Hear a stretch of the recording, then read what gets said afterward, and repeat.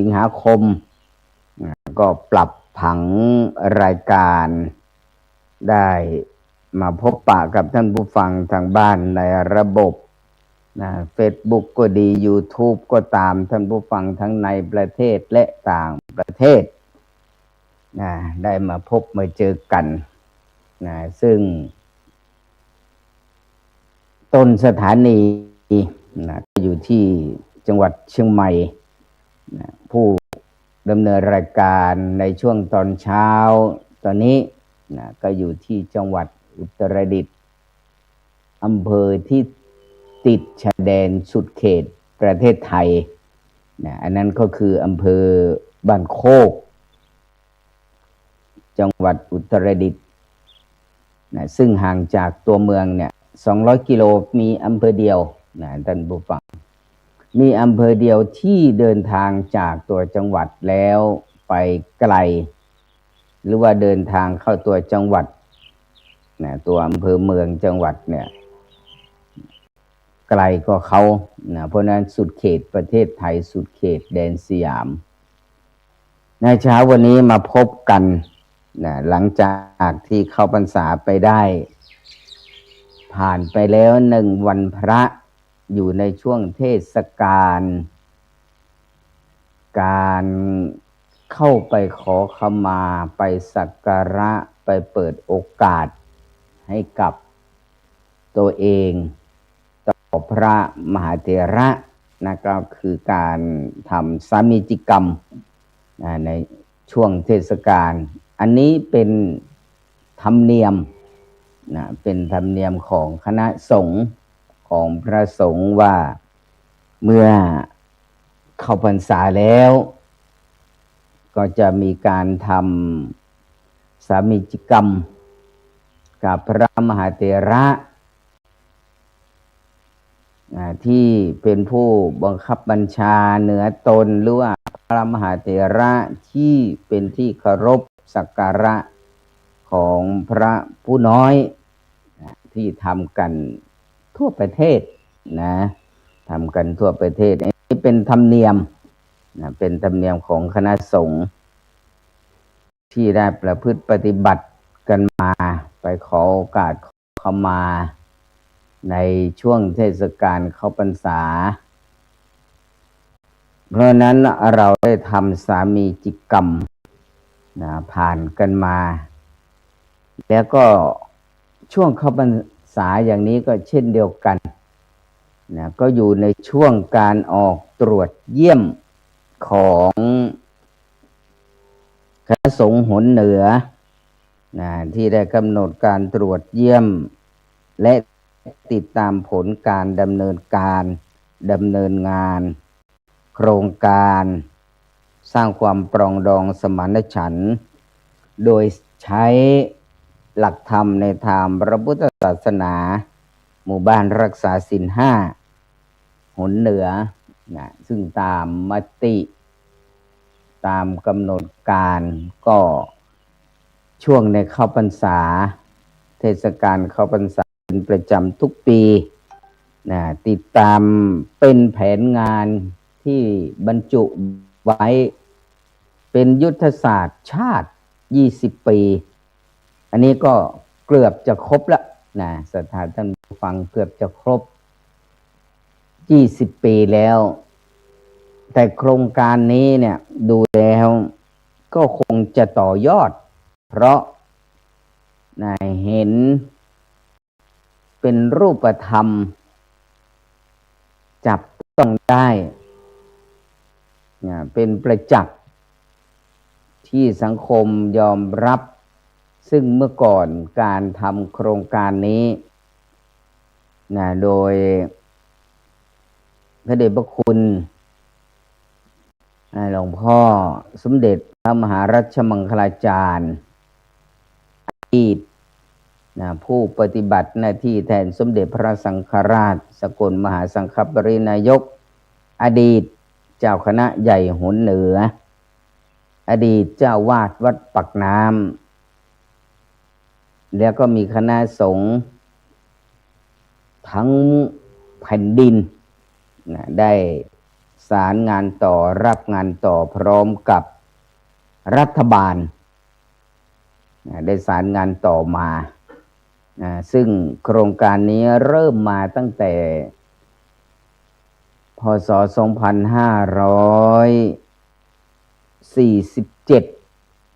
ที่เคยอาตมาเคยได้เข้าไปร่วมอบรมเป็นพิธีกรหรือว่าเป็นโฆษกคือต่างคนต่างพูดว่าเป็นพิธีกรเป็นโฆษกเป็นผู้นำหลักการถือศีลห้าไปประชาสัมพันธ์ที่จริงนะพระสงฆ์ทุกรูปก็เป็นอยู่แล้วแต่อันนี้ให้เข้าสู่ระบบการทำงานที่เป็นรูปประธรรมเป็นรูปแบบปกติพระสงฆ์ทุกรูปเป็นผู้ประกาศพระพุทธศาสนาไม่ว่าจะบรรพชาอุปสมบททั้งพระทั้งเณรเข้ามาสู่ร่มผ้ากาสาวพัสในทางพระพุทธศาสนาเนี่ยก็จะเป็นผู้ประกาศศาสนาไปโดยอัตโนมัติด้วยภารกิจกรรมที่มีความแตกต่างกันไปท่านผู้ฟังเพราะฉะนั้นในโครงการเนี้ยก็ได้ออกตรวจเยี่ยมซึ่งวันนี้วันที่เท่าไหร่เลยเนี่ยวันที่11 สิงหาก็คณะสงฆ์หนเหนือเนี่ยนำโดยมีทั้งหนเหนือแล้วก็มีทั้งหนกลางมาร่วมกันปฏิบัติหน้าที่หนเหนือนำโดยประธานนำโดยพระเดชพระคุณหลวงพ่อเจ้าคุณพระเทพรัตนนายกเจ้าวาดวัดพระธาตุไหหลปุญชัย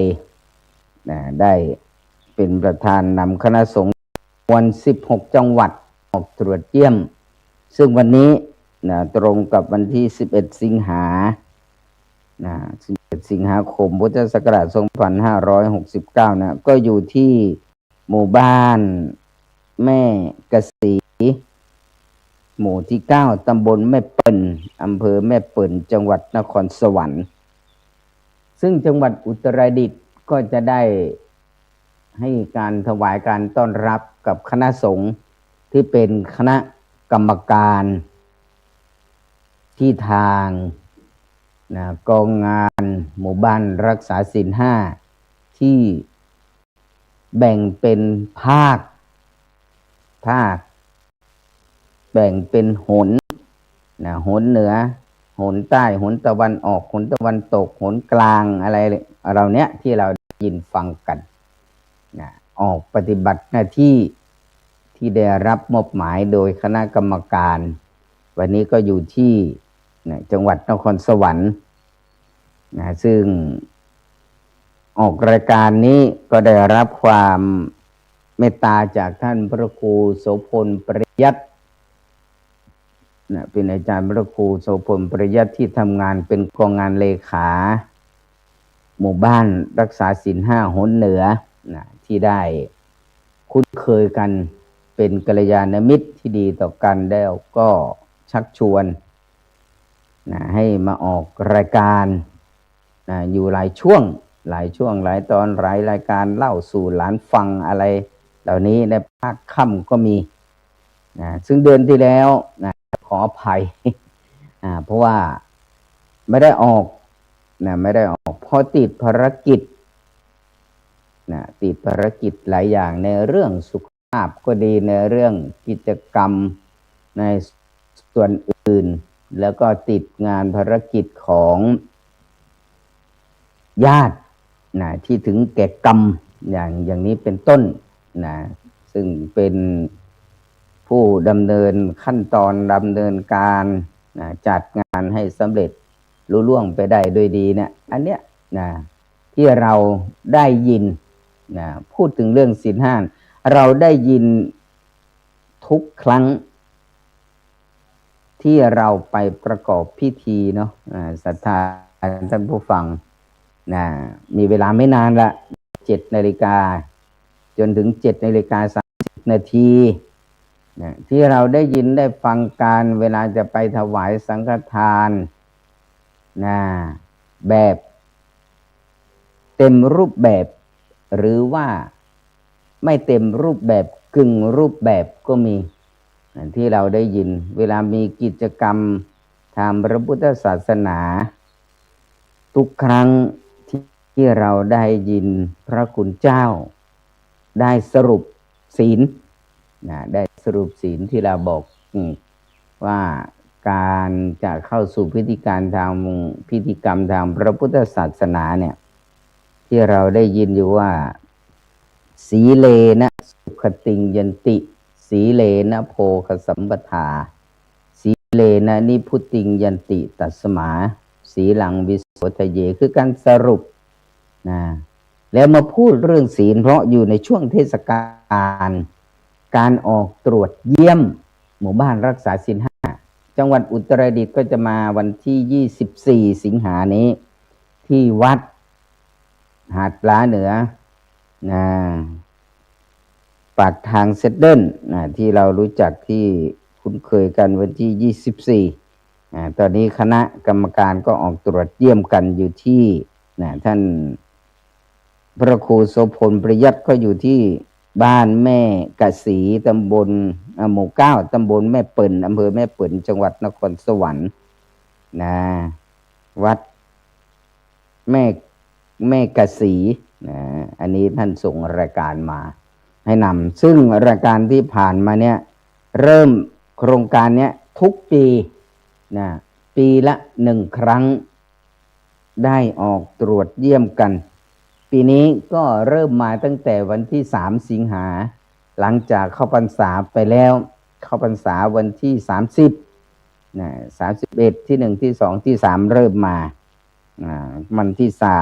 3วันที่4แล้วก็ไปวันที่6วันที่7วันที่10ที่11เริ่มแล้วก็คือหยุดไปสัตหะออกจากวัดมาคณะกรรมการกองงานเลขาทุกส่วนซึ่ง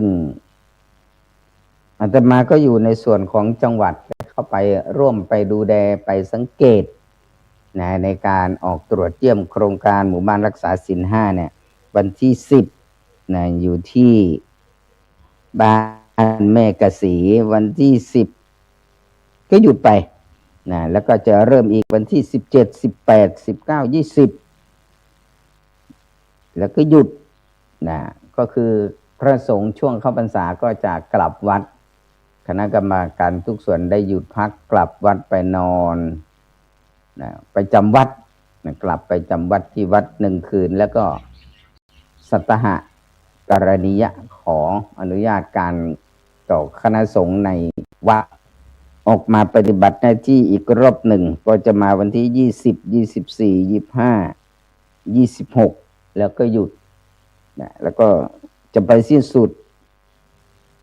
วันที่3 กันยาก็เริ่มวันที่1ที่2ที่3 กันยาตามตารางแต่ละหมู่บ้าน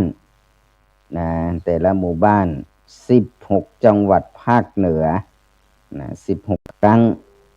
เพราะฉะนั้นอันนี้ก็เป็นครั้งที่6ละครั้งที่6วันที่11เนี่ยออกไปตรวจเยี่ยมดูการปฏิบัติหน้าที่ของคณะสงฆ์ร่วมกับศรัทธาญาติโยมใน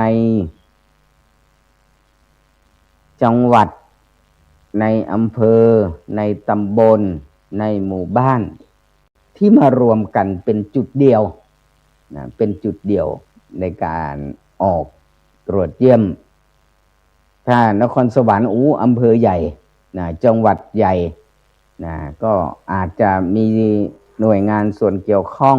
เข้าไปร่วมถ้าเป็นจังหวัดที่เล็กลงมาก็จะมีประชากรที่แตกต่างหน่วยงานแตกต่างกันบางจังหวัดที่ทาง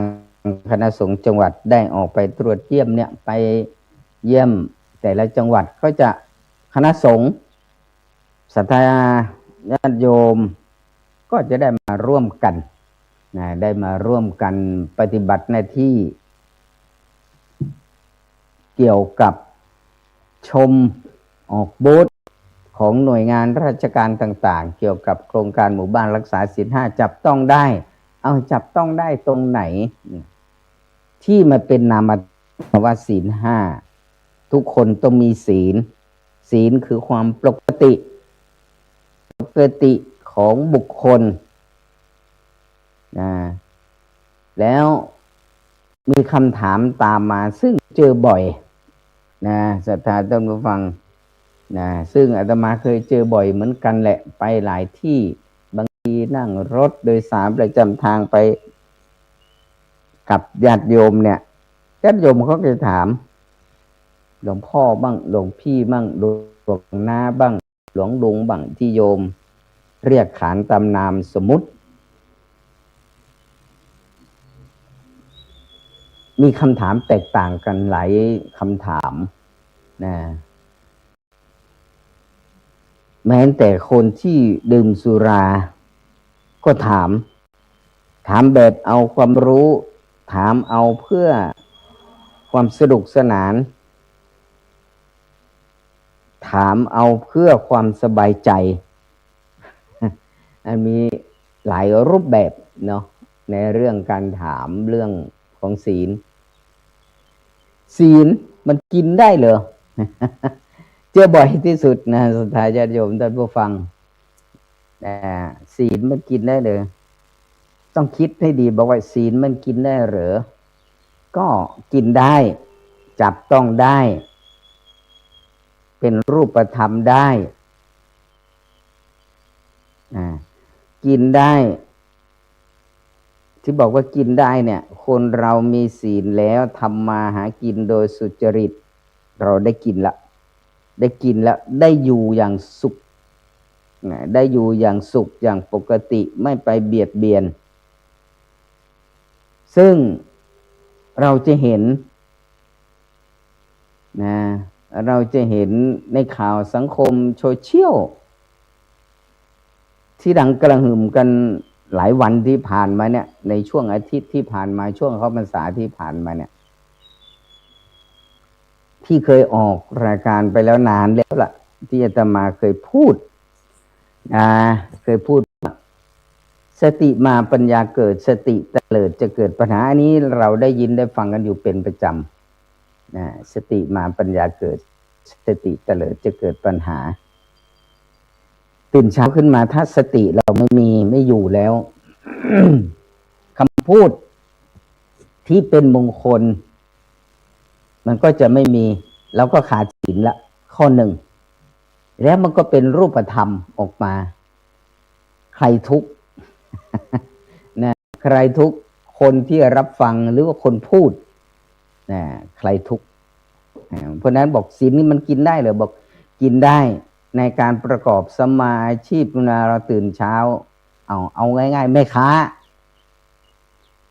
ขายข้าวแกงเนี่ยตื่นเช้าขึ้นมาเนี่ยทำกับข้าวไปตั้งขายเนี่ยถ้ามีวาจาข้อที่สี่ใช่ไหมมุสาวาทาเวรมณีสิกขาปะทังสมาธิยามิเนี่ยอันเนี้ยถ้าไปพูดกับข้าวที่เราจะขายพูดตรงกันข้ามเราก็ไม่ได้คนอื่นก็ไม่ได้กินคนทำก็ไม่ได้กินแถมคนทำมีทุกข์อีกก็คือลูกค้าที่เคยมาอุดหนุนเคยมาซื้อกับข้าวที่เอาไปทานเนี่ยพูดสิ่งตรงกันข้ามกับความเป็นจริงที่เราทำเนี่ยมันไม่ได้ถ้าพูดที่มันถูกต้องมันเจริญใจสบายหูกับผู้ฟังที่ผ่านมาเนี่ยใหม่ๆสดๆร้อนๆใหม่ๆสดๆร้อนๆทานได้เลยคนขายสบายใจได้สตังค์คนซื้ออิ่มใจบอกว่าโอ้วันนี้ได้ของร้อนสมาชิกในครอบครัวจะได้อิ่มท้องถ้าคนขายพูดไม่เพราะไม่เป็นวาจาสุภาษิตเนี่ย ขาดศีลนะขาดศีลข้อนี้ไปกับข้าวก็จะอยู่เต็มหม้อนะทุกข์ใจว่าจะเอาทุนตรงไหนไปต่อ ข้อเดียวนะท่านผู้ฟังข้อเดียวนะข้อเดียวแล้วพอกล้าหมดเวลาเนี่ยตอนนี้7:20 กว่านาทีแล้วเพราะนั้นบอกว่าเอาข้อเดียวเนี่ยมันกินได้ทั้งชีวิตและก็อยู่ได้ทั้งชีวิต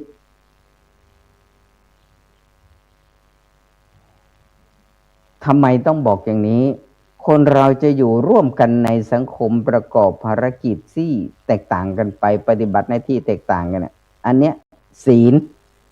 เป็นเกราะเป็นบันไดเป็นเกราะเป็นบันไดเป็นเกราะคุ้มกันสิ่งที่ไม่ดีเป็นอกุศลก็จะได้ไม่เข้ามา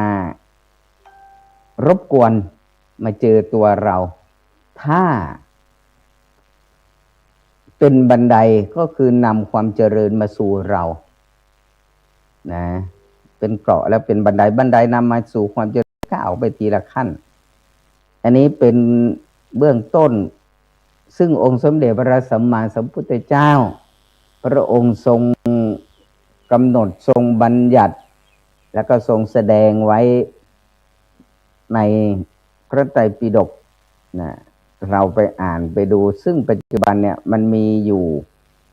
ทั้งหมดเนี่ย 84,000 พระธรรมขันธ์เนี่ยในพระไตรปิฎก45 เล่มเนี่ยปัจจุบันมันหาง่ายเรียนรู้กันได้เร็วไม่เหมือนกับสมัยก่อนต้องเข้าวัดไปขอเจ้าวาดขอพระที่ดูแลในเรื่องพระไตรปิฎกที่อยู่ในตู้แล้วมาเปิดอ่านจะเปิดอ่านเล่มไหนก่อนจะไปหมวดไหนก่อนพระไตรปิฎกที่มี3 ส่วนเนี่ยที่มีอยู่3 ส่วนบางคนได้ยินแต่ว่าพระไตรปิฎกอย่างเดียวเนี่ยแล้วมันมีจุดเริ่มต้นอยู่ตรงไหนจะไปอ่านอันไหนอ่านพระสุตตันปิฎกอภิธรรมปิฎกวินัยปิฎกอะไรเราจะอ่านตรงไหนพระสุตตันตปิฎกเกี่ยวกับตัวอย่างการทำความดีทั้งหมดวินัยปิฎกคือข้อกำหนดข้อบัญญัติของพระสงฆ์ทั้งหมดวินัยปิฎกอภิธรรมปิฎกเป็นธรรมที่พูดถึงหลักธรรมชั้นสูงที่เราได้ศึกษาเบื้องต้นมามันก็จะไล่ขึ้นไปเป็นเป็นหลักธรรมที่จะทำให้เรานั้นได้ค้นพบว่าศีลสมาธิปัญญามันเกิดขึ้นอันนี้เราพูดผิวเผินออกไปอย่างนี้ต้องไปเจาะแต่ปัจจุบันเนี่ยมันง่ายเมื่อก่อนต้องไปเปิดเป็นเล่มแต่ปัจจุบันมันอยู่กับมืออยู่ที่ว่าเราจะใส่ใจท่านผู้ฟังมันอยู่ที่เราว่าจะใส่ใจไหมฟังแล้วก็ผ่านกับฟังแล้วไปค้นคว้าศีลข้อเดียวเนี่ยกินได้ไหมบอกว่ากินได้ทำให้มีความเจริญได้ทำให้มีความสุขได้วาจาเนี่ยสำคัญนี่แหละเขาเรียกวาจาสุภาษิตกับวาจาที่มันเป็นวาจาอาฆาตเป็นวาจาที่ทำลายล้างเพราะนั้นพูดไม่กี่คำควักปืนมายิงกันพูดไม่กี่คำต่อยกันพูดไม่กี่คำเอามีดมาแทงมาฟันกันวาจาศีลข้อเนี้ยศีลข้อนี้แล้วบางคนก่อนจะเข้าพรรษาเนี่ยโยมมาถามหลวงพ่อพระครูเข้าพรรษาผมจะมาปฏิญาณที่วัดบ้านผมงดในการดื่มสิ่งเสพติดของมึนเมา โอ้โหพูดรวมกันหมดเลยนะเนี่ยนะท่านผู้ฟังพูดรวมสิ่งเสพติดของมึนเมาสุราเมรยะมัชฌะปมาทฐานาเนาะมัชฌะคือของมึนเมานี่แหละนะเพราะนั้นจะหยุดสัก3 เดือนแล้วอาตมาก็สอนเอ้าแล้ว9 เดือนไปอยู่ไหนไปทำอะไรนะ9 เดือนไปทำอะไรทำไมปีนึงมี12 เดือนทำไมหยุดแค่3 เดือนก็ลอง3 เดือนก่อนมันจะหยุดได้ไหมอันนี้แหละนะเพราะนั้นปฏิญาณเสร็จแล้วอีก9 เดือนไปทำอะไรนะเพราะฉะนั้นเรามันจะหมดเวลาแล้วท่านผู้ฟังนะศีลขนาดศีลข้อเดียวนี่แหละบอกว่าทานได้อยู่ได้เจริญได้อย่างสันติสุขได้นะการพูดวาจาที่เราบอกว่าสีเลนะสุขติงยันติศีลจะไปสู่สุคติได้ก็เพราะมีศีลสีเลนะโภคสัมปทาศีลที่ให้เรารักษาจะมีโภคทรัพย์อาตมาเติมนิดนึงโภคทรัพย์ภายนอกกับโภคทรัพย์ภายในทรัพย์สินเงินทองเข้าของเครื่องใช้ต่างๆเหล่านี้แล้วก็โภคทรัพย์ภายในรักษาวาจารักษาใจรักษากายไม่ไปทำทางกายเนี่ยไม่ไปทำร้ายทำลายใครใจเราสงบมันก็เกิดสันติสุขเพราะนั้นวันนี้รายการธรรมรับอรุณก็เดินทางมาถึงช่วงสุดท้ายของรายการแล้วก็ขออนุโมทนาบุญท่านผู้ฟังทุกท่านที่อยู่ในติดตามโครงการรายการธรรมรับอรุณก็ดีธรรมะทำเป็นทีมก็มีรายการธรรมะเล่าสู่หลานฟังก็มีธรรมะ4 แผ่นดินก็มีตามโครงการที่ทางสถานีได้กำหนดรายการเอาไว้ได้มาพบมาเจอกันก็มีโอกาสก็ในช่วงพักค่ำถ้ามีติดภารกิจก็อาจจะได้ไปพบกันอีกยังหวนระลึกนึกถึงโยมที่อยู่ลำพูน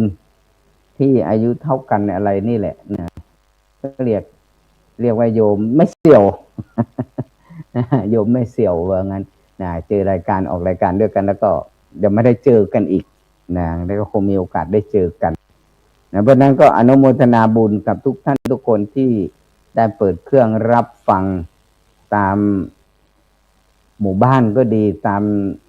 YouTube ก็ดีตาม Facebook ก็ดีเป็นของส่วนตัวทั้งในประเทศและต่างประเทศก็ขอให้ท่านทั้งหลายจงประสบโชคดีมีเงินใช้ร่างกายอุดมสมบูรณ์เจริญก้าวหน้าด้วยกันทุกท่านทุกคนเทอญขอเจริญพร